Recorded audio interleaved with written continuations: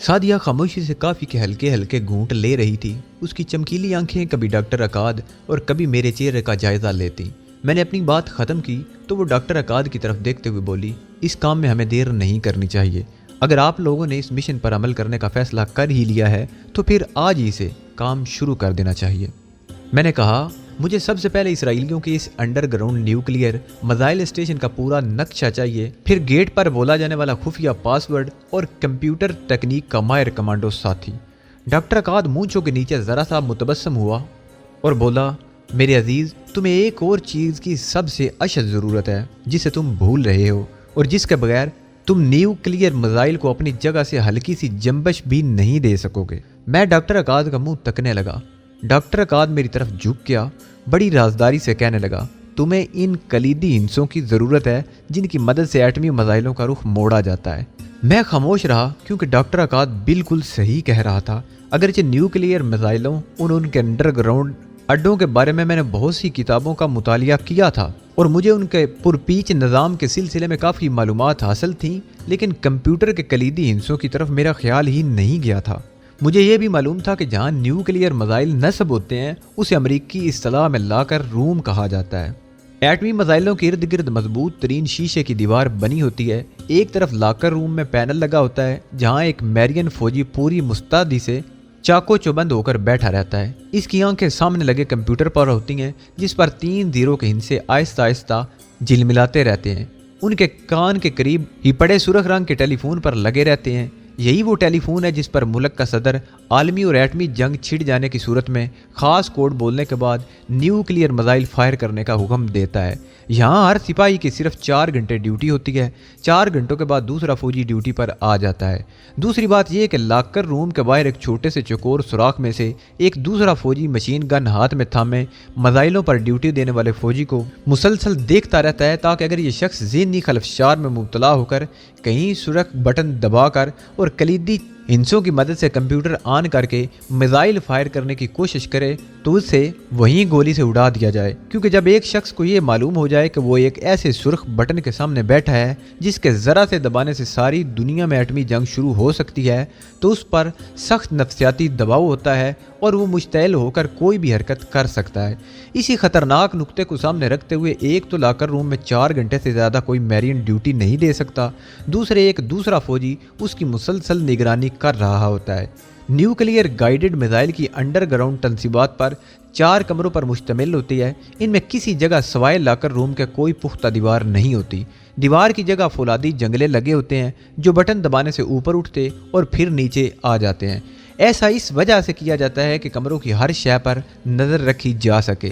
सिर्फ लाकर रूम की मुख्तसर 4 दीवारी फौलाद और कंक्रीट से तैयार की गई होती है। इसका दरवाज़ा भी फौलादी सलाखों वाला होता है जहाँ से लाकर रूम के अंदर न्यूक्लियर मिसाइल और पैरे पर फौजी को आसानी से देखा जा सकता है। यहाँ जगह जगह दीवारों के साथ टीवी स्क्रीन होते हैं जिन पर बाहर चारों तरफ का मंजर हर वक्त नज़र आता रहता है। इसराइल का न्यूक्लियर मिसाइल स्टेशन अमेरिका की मदद से लगाया गया था और उसके लाकर रूम में 4 एटमी मिसाइल नस्ब थे। इनके न्यूक्लियर हेड थे, यानी इनके सरों पर एटम बम लगे होते हैं। इन 4 मिसाइलों में से एक मिसाइल का रुख शाम के दारुल हुकूमत दमिश्क, एक का सिकंदरिया, एक मिसाइल का कायरा और एक मिसाइल का रुख मिस्र ही की एक फौजी छावनी की जानिब मुतय्यन कर दिया गया था। इन मिसाइलों को सिर्फ इस सूरत में छोड़ा जाना था जब शाम और मिस्र की जानिब से एटमी मिसाइल चलाने की धमकी दी जाए। इसी किस्म के न्यूक्लियर मिसाइल शाम ने भी रूसियों की मदद से एक खुफिया अंडरग्राउंड मकाम पर नस्ब कर रखे थे और उनका रुख इसराइल के 2 बड़े शहर यानी तेल अबीब और यरूशलेम की जानिब मुतय्यन कर दिया गया था। इसराइली मिलिट्री इंटेलिजेंस की खुफिया रिपोर्ट के मुताबिक ऐसे मिसाइल मिस्र ने भी सहराए सीना में किसी पोशीदा मकाम पर नस्ब कर रखे थे। इसराइली न्यूक्लियर हेड मिसाइलों के अंडरग्राउंड कमरों में ऐसा इंतजाम कर दिया गया था कि एटमी जंग छिड़ जाने की सूरत में वहाँ एटमी ताबकारी की शुआएं अंदर दाखिल नहीं हो सकती थी। इसके अलावा वहाँ गैस, पावर और खाने पीने का सामान इतनी मिकदार में जमा कर दिया गया था कि लाकर रूम का अमला वहाँ 6 माह तक रह सकता था। लाकर रूम के खतरनाक सुरख टेलीफोन की तार ज़मीन के अंदर ही अंदर एक फुलादी पाइप के जरिए दारुल हुकूमत तेल अबीब में इसराइली वज़ीर आज़म के बेडरूम तक पहुंचाई गई थी। वायरलेस टेलीफोन का खतरा इसलिए मोल नहीं लिया गया था कि इसके सिग्नल जाम किए जा सकते थे। मेरी इन मालूमात से सादिया और डॉक्टर अकाद को कदरे हैरत जरूर हुई, अगरचे उन्हें इस हकीकत का भी इल्म था कि इस न्यूक्लियर अहद में ایسی معلومات ایک کامیاب کمانڈو اور ایجنٹ کے علم کا جز ہوتی ہے۔ اس کے باوجود یہ لوگ میرے وسیع تجربے اور جرأت و دلیری کے وسیع تر امکانات سے پوری طرح واقف نہیں تھے۔ یہ میری اسی جرأت مندانہ افتاد طبع کا پرتو تھا کہ میں نے ان کے سامنے ایک ایسے خطرناک ترین مشن کا منصوبہ پیش کیا جس میں میری جان جانے کا 90% امکان تھا۔ منصوبہ چونکہ ایک اعتبار سے تیز بیدف بھی تھا، اسی لیے ڈاکٹر عقاد نے فوراً اس کی منظوری دے دی اور بھرپور تعاون کا یقین دلایا۔ میں نے سعدیہ سے کاغذ قلم لیا اور ڈاکٹر عقاد کو نمبر وار اپنی تمام ضروریات لکھ دیں۔ ان میں سے ایک بااعتماد جان باز سرفروش اور کمپیوٹر الیکٹرانک ماہر ساتھی کمانڈو کی ڈیمانڈ کے علاوہ سائلنسر والی 2 ایٹومیٹک جنرل پستولیں اور 2 پولی ایسٹر نائلان کے ماسک اور سائنائٹ زہر کے 2 کیپسول بھی شامل تھے۔ یہ زہریلے کیپسول اس لیے تھے کہ اگر ہمارا مشن کسی وجہ سے ناکام ہو جاتا ہے تو ہم انہیں چبا کر خودکشی کر سکیں۔ نیوکلیئر کمپیوٹر کے کلیدی ہندسوں کی فراہمی کی ذمہ داری از خود ڈاکٹر عقاد نے لے لی تھی۔ رات 11 بجے ڈاکٹر عقاد اگلے روز رات 8 بجے آنے کا وعدہ کر کے چلا گیا۔ کھانا ہم نے اکٹھے ہی کھایا تھا۔ سعدیہ دوبارہ کافی بنا کر لے آئی۔ میں اس کے بستر سے اٹھ کر بڑے صوفے پر آ گیا۔ سعدیہ چونک کر بولی، یہ کیا؟ نہیں، تم میرے پلنگ پر ہی سو گے۔ میں صوفے پر سوؤں گی کیونکہ ابھی تمہاری طبیعت ٹھیک نہیں ہے۔ میں نے مسکراتے ہوئے کہا، میں بالکل ٹھیک ہوں سعدیہ، تم میری فکر نہ کیا کرو۔ اور پھر ہم تو موت کے ہاتھ میں ہاتھ ڈال کر چلتے پھرتے رہتے ہیں۔ میں نے پہلی بار سعدیہ کی سیاہ چمکیلی آنکھوں میں غم کے سیاہ بادل امڑتے دیکھے۔ یہ بدلی کسی وقت بھی برس سکتی تھی۔ چمکیلی آنکھیں، گرم سانسوں کی موسیقی، ستم نصیب آہوں کی پت جڑ اور ملاپ کے سربہار کی موتیوں بھری بارش۔ محبت کا ان شوق اور رنگین پھولوں سے ایک کمانڈو کا دامن خالی ہوتا ہے۔ اس کی زندگی تو کڑی دھوپ میں تپتے ریگستان میں سفر کرتے گزرتی ہے۔ کہاں کی محبتیں اور کہاں کے رومان۔ اگلی رات ڈاکٹر عقاد ٹھیک 8 بجے آ گیا۔ اس نے اسرائیلی نیوکلیئر میزائل اڈے کے بارے میں مجھے جو معلومات فراہم کی اس پر میں حیران رہ گیا۔ تب مجھے احساس ہوا کہ اس مختصر غیر دلچسپ فلسطینی مجاہد کا دائرہ کار کس قدر وسیع تھا اور اس کے آدمی کہاں کہاں پھیلے ہوئے تھے۔ یہ ایک نیلے لیٹر پیڈ کا کاغذ تھا جس پر میزائل اڈے کا سارا نقشہ بنا ہوا تھا۔ نیوکلیئر کمپیوٹر کے کلیدی ہندسوں کے بارے میں ڈاکٹر نے کہا، جو فلسطینی کمانڈو میرے ساتھ جائے گا یہ ہندسے اسے ازبر ہیں اور وہی مجھے بتائے گا۔ میں میزائل اڈے کے نقشے کا بڑے غور سے مطالعہ کرنے لگا۔ ڈاکٹر عقاد نے سگار سلگاتے ہوئے کہا، اس سلسلے میں مزید معلومات تمہیں وہاں پہنچ کر مل جائیں گی۔ ہمارا ایک آدمی وہاں ہے جو کمانڈو تمہارے ساتھ جائے گا، وہ اس فراش کو جانتا ہے۔ اسے تمہارے مشن کے بارے میں پہلے ہی سے اطلاع کر دی گئی ہے، تمہاری تصویر بھی اسے دکھا دی گئی ہے۔ میں نے ڈاکٹر عقاد سے پوچھا کہ فلسطینی کمانڈو کب آئے گا؟ اس پر اس نے اپنی کرنجی آنکھیں سکیڑ کر میری طرف دیکھا اور بولا، تم اپنا مشن کب شروع کرنا چاہتے ہو؟ میں نے کہا، اگر فلسطینی کمانڈو کل مجھ سے مل لے تو میں کل رات ہی اٹیک کر دوں گا۔ سعدیہ کافی بنا کر لے آئی۔ ڈاکٹر عقاد کہنے لگا، جس فلسطینی کمانڈو کو تمہارے ساتھ چلے جانے کے لیے چنا گیا ہے اس کا کوئی نام نہیں ہے۔ ویسے یہاں وہ ایک اسرائیلی نام سے اپنا کام کر رہا ہے، مگر تمہارے لیے وہ نام بیکار ہے، تم اسے فوکس کے نام سے بلاؤ گے۔ پھر ڈاکٹر عقاد نے اپنی کلائی کی گھڑی پر وقت دیکھا اور بولا، آج رات 12 بجے کے بعد تم میرے ساتھ فلسطینی کمانڈو فوکس سے ملاقات کرنے والے ہو۔ اوکے، میں 12 بجے آؤں گا۔ اس نے کافی کا ایک گھونٹ تک نہ پیا اور بریف کیس اٹھا کر فلیٹ کی سیڑھیاں اتر گیا۔ سعدیہ سٹور بند کرنے چلی گئی۔ میں ٹیبل لیمپ کی روشنی میں میزائل اڈے کا نقشہ کھول کر بیٹھ گیا۔ لاک روم کی دیوار تک انڈر گراؤنڈ اڈے کی ایک راہداری واضح طور پر نظر آ رہی تھی۔ میں نے ایک تفصیل کو ذہن نشین کر لیا۔ تھوڑی دیر بعد سعدیہ آ گئی۔ اس نے بتایا کہ سٹور کا کبھی فائر ڈور اس نے اندر سے کھلا رکھ دیا ہے کیونکہ ڈاکٹر عقاد کو اسی دروازے سے واپس آنا تھا۔ میں نے سعدیہ سے فلسطینی کمانڈو فوکس کے بارے میں سوال کیا تو وہ بولی، میں نے اسے آج تک نہیں دیکھا۔ ہم ایک دوسرے کے فرضی نام ضرور جانتے ہیں مگر ایک دوسرے سے ملتے کبھی نہیں۔ میرا صرف ڈاکٹر عقاد ہی سے رابطہ رہے گا۔ ایک طرح سے یہ ہمارا زون کا ماسٹر اسپائی ہے، لیکن اس سے بھی کبھی کبھار ہی ملاقات ہوتی تھی۔ تمہارے مشن کے باعث یہ بار بار آ رہا ہے۔ میں نے پوچھا کہ فلسطینی کمانڈو سے ملاقات کہاں ہونے والی ہے۔ اس پر سعدیہ نے بستر پر نئی چادر بچھاتے ہوئے اپنے کندھے اچکائے اور بولی، اس بارے میں کچھ نہیں جانتی۔ کھانا ہم نے پہلے ہی کھا لیا تھا۔ 11 بجے رات تک ہم کافی پیتے اور باتیں کرتے رہے۔ ٹھیک 12 بجے سعدیہ یہ کہہ کر نیچے چلی گئی کہ ڈاکٹر عقاد آ گیا ہوگا۔ چند سیکنڈ گزرے ہو گئے کہ کو مجھے ڈاکٹر عقاد کے سگار کی خوشبو سیڑھیوں سے آتی ہوئی محسوس ہوئی۔ خلاف توقع اس نے اسرائیلی رہبوں والا لباس پہن رکھا تھا۔ اس کے ہاتھ میں بریف کیس کی بجائے کوئی مذہبی کتاب تھی۔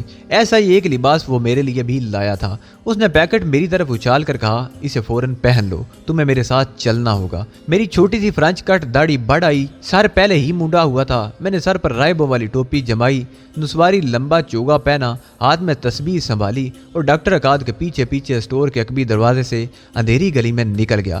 یروشلم کی یہ چھتی ہوئی اندھیری گلی ایک محرابی دروازے کے پاس پہنچ کر ختم ہوگی۔ سامنے عقبی بازار تھا جس کی دکانیں بند تھیں۔ یہ یروشلم کا گنجان آبادی والا علاقہ تھا۔ یہاں ایک طرف پرانے ماڈل کی ایک بوسیدہ سی کار کھڑی تھی۔ ڈاکٹر عقاد میری طرف دیکھ کر بولا، تمہارا نام رابی شکول ہے؟ میں رابی جیروم ہوں اور ہم ناصرہ میں اپنے ایک بیمار ساتھی کی عیادت کو جا رہے ہیں جس کی طبیعت اچانک خراب ہو گئی ہے۔ اس نے کار کا دروازہ کھولا، میں اس کے ساتھ اگلی سیٹ پر بیٹھ گیا۔ پرانی کار کھڑکھڑاتی ہوئی شہر کے دروازے کی طرف چل پڑی۔ میرا حلیہ کافی بدلا ہوا تھا اور میں اتنی آسانی سے پہچانا نہیں جا سکتا تھا۔ کار سنسان نیم روشن بازاروں میں سے گزرتی شہر کے دروازے کے قریب پہنچی تو ڈلوان سڑک پر دور سے میں نے بڑے محرابی دروازے کے نیچے آمنے سامنے 2 ملٹری جیپوں کو کھڑے دیکھا۔ ڈاکٹر عقاد کی آنکھیں بھی ان جیپوں پر جمی تھی۔ آہستہ سے بڑبڑایا، سیکورٹی گارڈ موجود ہے، تم خاموش رہنا۔ میں جانتا تھا کہ مجھے کیا کرنا ہے۔ جو کچھ میں نے تمہیں بتایا ہے بس اسے یاد رکھنا۔ گاڑی سیکورٹی گارڈ کی جیپوں کے پاس جا کر رک گئی۔ 2 اونچے لمبے اسرائیلی فوجی ہیلمٹ لگائے، ہاتھوں میں اسٹین گن لیے ہماری طرف بڑھے۔ ڈاکٹر عقاد نے ان کی طرف دیکھ کر مسکراتے ہوئے کہا، میرے بچوں، تم پر رب ڈیوڈ کی رحمتیں نازل ہوں۔ ہمیں اپنے ایک ساتھی رابی کی شدید علالت کے باعث ابھی ناصرہ جانا پڑ گیا ہے۔ ارے ہاں، میرے پاس تل ابیب سے آئے ہوئے کچھ عمدہ سگار ہیں، کیا تم شوق کرو گے؟ یہ کہہ کر ڈاکٹر عقاد نے گاڑی کی ڈیش بورڈ میں سے سگار کا ایک پیکٹ نکال کر سیکورٹی گارڈ کی طرف بڑھایا۔ پرانی گاڑی میں 2 سیدھے سادے راہبوں کو دیکھ کر پہلے ہی مطمئن ہو چکے تھے۔ اب سگار ملے تو خوش ہو کر شکریہ ادا کیا اور آگے بڑھنے کی اجازت دے دی۔ ہماری کار ڈولانی سڑک پر کھڑکھڑاتی تیزی سے آگے بڑھی اور پھر شہر کے باہر جاتی کھلی سڑک پر ایک طرف روانہ ہو گئی۔ ڈاکٹر عقاد خاموش تھا۔ کار رات کے اندھیروں میں ستاروں کی دھیمی روشنی میں بنجر ٹیلوں کے آس پاس سے ہو کر آگے بڑھ رہی تھی۔ ایک بار میں نے عقاد سے کوئی بات کرنے کی کوشش کی تو اس نے ہاتھ کے اشارے سے مجھے خاموش رہنے کی تلقین کی۔ سڑک سانپ کی طرح ٹیلوں کے درمیان بل کھاتی جا رہی تھی۔ مجھے سامنے ایک ٹیلے کے عقب میں روشنی نظر آئی جو آگے ہماری طرف ہی آ رہی تھی۔ پھر اچانک سڑک پر ہم سے تھوڑے فاصلے پر ایک دوسری گاڑی نمودار ہوئی جس کی ہیڈ لائٹس کی روشنیاں سڑک پر پڑیں۔ ڈاکٹر عقاد نے دانتوں سے اپنے بھنچے ہوئے ہونٹ کاٹتے ہوئے کہا، اسرائیلی فوجی جیپ ہے، خبردار کوئی بات نہ کرنا، گونگے بہرے بن جانا، میں سنبھال لوں گا ان کو۔ ہماری کار کی روشنی پڑی تو جیپ میں مجھے 2 فوجی بیٹھے نظر آئے جن کے سر ہیلمٹ سے ڈھکے ہوئے تھے اور ایک فوجی کی اسٹین گن کی اوپر کو اٹھی ہوئی بیرل مجھے صاف نظر آ رہی تھی۔ فوجی جیپ سڑک کے بیچ میں آ گئی، اس کی رفتار ہلکی ہو گئی اور اس کے ڈرائیور نے لائٹس کو 3 بار ڈپ کر کے ہمیں رکنے کا اشارہ کیا۔ ہم نے اپنی پرانی کار روک لی۔ اسرائیلی فوجی اپنی جیپ سے اتر کر ہماری طرف بڑھے۔ ان کی جیپ کی ہیڈ لائٹس روشن تھے۔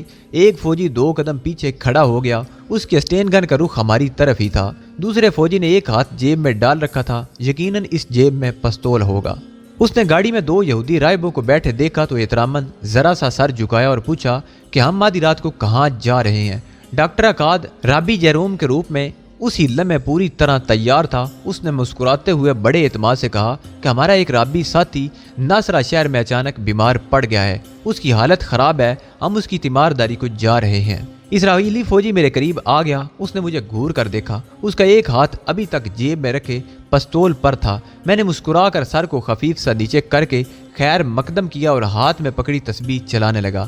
وہ پیچھے ہٹ گیا اور ڈاکٹر عقاد کی طرف دیکھ کر بولا، ٹھیک ہے فادر، تم جا سکتے ہو۔ میری جان میں جان آئی۔ تھوڑی دیر بعد ہماری گاڑی ایک بار پھر رات کے اندھیرے میں یروشلم کے جنوبی مضافات کے پہاڑی ٹیلوں کے درمیان چکر کھاتی جا رہی تھی۔ عقاد نے گہری سانس لے کر کہا، اب آگے راستہ صاف ہوگا۔ یہ گشتی جیپ تھی جو چلی گئی۔ میں خاموش رہا۔ ہماری پرانی گاڑی کھڑکھڑاتی ہوئی ایک ٹیلے کی ڈھلان اتر کر زیتون کی اونچی جھاڑیوں کے قریب آئی تو مجھے درختوں کے عقب میں ایک بیرک نما عمارت کی ڈھلانی چھت کا سایہ سا نظر آیا۔ عقاد نے گاڑی اس بیرک کے پیچھے جھاڑیوں کی اوٹ میں کھڑی کر دی اور مجھے ساتھ لے کر بیرک کے سامنے والے برآمدے کی طرف آ گیا۔ بیرک چھوٹی سی تھی، ایک طرف اس کی چھت نیچے کو جھکی ہوئی تھی، لکڑی کے ستون پر کوئی جنگلی بلی چڑھی ہوئی تھی۔ اندر کہیں بھی روشنی نہیں ہو رہی تھی۔ برآمدے کا فرش نہ ہموار تھا۔ ڈاکٹر عقاد نے بند دروازے پر آہستہ سے کہا، فوکس۔ دروازے کا پٹ چڑچڑاہٹ کے ساتھ کھل گیا۔ اندر آ جاؤ، کسی نے کرخت آواز میں کہا۔ پہلے تو مجھے اندر داخل ہونے کے بعد کچھ بھی دکھائی نہ دیا۔ عقاد میرے قریب ہی کھڑا کہہ رہا تھا، پاکستانی کمانڈو میرے ساتھ ہے۔ وہ کرخت آواز بلند ہوئی، تم نے اپنی تسلی کر لی ہے؟ عقاد نے کہا، جی ہاں۔ اب مجھے اندھیرے میں ایک آدمی کا حیولہ سا نظر آیا جو ایک میز پر دونوں ہتھیلیاں ٹکائے آگے کی طرف جھکا ہوا تھا۔ اس نے میری طرف دیکھا، اس کی آنکھیں چیتے کی آنکھوں کی مانند چمکنے لگی۔ اس نے اب مجھے مخاطب کیا، تمہارے بارے میں مجھے سب کچھ بتا دیا گیا ہے، مگر میرے بارے میں تمہیں کچھ معلوم نہیں ہے، اس کی ضرورت بھی نہیں ہے۔ پاکستانی ہمارے مسلم بھائی ہیں، انہوں نے ہمیشہ ہمارے کاز کی حمایت کی ہے، کیا تم میرے ساتھ مر سکو گے؟ وہ عربی بول رہا تھا۔ میں نے عربی زبان میں ہی جواب دیا، اپنا مشن پورا کیے بغیر نہیں مروں گا۔ اندھیرا اور خاموشی۔ فوکس کی آنکھوں کی چمک میں اضافہ ہو گیا۔ اس نے میرے کندھے پر اپنا ہاتھ رکھ دیا۔ اس کے ہاتھ میں فولاد جیسی سختی تھی۔ وہ مسکرایا۔ اندھیرے میں اس کے سفید دانتوں کی لکیر نظر آنے لگی۔ پھر اس نے جلدی سے اپنا ہاتھ نیچے کر لیا اور ڈاکٹر عقاد کی طرف دیکھ کر بولا، تم اب جا سکتے ہو۔ ڈاکٹر عقاد خاموشی سے باہر نکل گیا۔ اس نے مجھ سے سلام دعا بھی نہ کی۔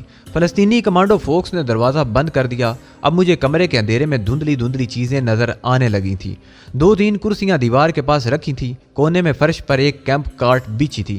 کمانڈو فوکس نے لکڑی کے فرش کا ایک تختہ کھسکا دیا۔ نیچے لکڑی کی سیڑھی لٹکی ہوئی تھی۔ کہنے لگا، نیچے اتر جاؤ، صبح بات کریں گے۔ میں کچھ پوچھنے ہی والا تھا کہ فوکس نے مجھے جھڑک دیا، نیچے اتر جاؤ۔ میں چپکے سے رسی کی سیڑھی پر لٹکتا نیچے اتر گیا۔ نیچے ایک تہہ خانہ تھا، چھوٹا سا اندھیرا کمرہ تھا جس کی فضا میں گیلی مٹی کی بو پھیلی ہوئی تھی۔ زمین پر پرانی میٹرس بچھی تھی۔